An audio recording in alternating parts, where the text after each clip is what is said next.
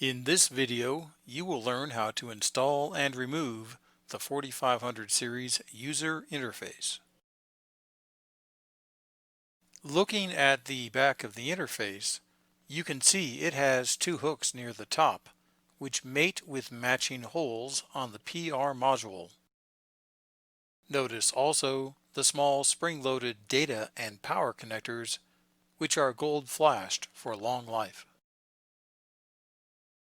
On the bottom of the interface, you will find this hook, which holds the interface onto the module.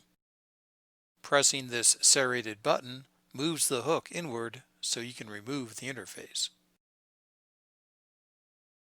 Once released, simply pivot the interface away from the red module to remove. Installing the interface is also easy. Just insert the hooks into the matching holes, then pivot down and snap the interface into place.